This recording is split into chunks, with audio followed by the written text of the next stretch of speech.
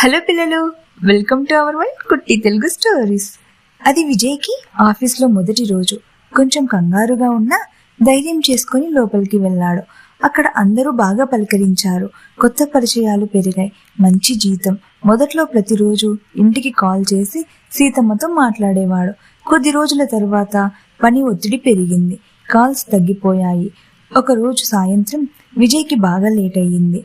కానీ ఇంకా ఆఫీస్లో పని చేస్తున్నాడు. అలా పని చేస్తూ డెస్క్ మీదనే పడుకుండిపోయాడు.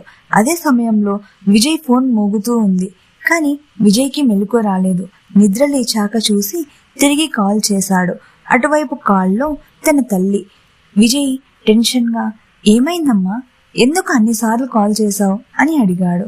ఏం లేదు నాన్న, ఇంటికి ఎప్పుడొస్తావు, పండుగ వస్తుంది కదా అని అడిగింది సీతమ్మ.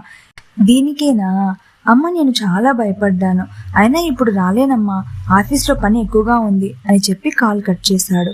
నెక్స్ట్ ఏం జరిగిందని నెక్స్ట్ వీడియోలో చూద్దాం. నా వీడియో నచ్చినట్లయితే లైక్ చేసి నా ఛానల్ని సబ్స్క్రైబ్ చేసుకోవచ్చు కదా ప్లీజ్.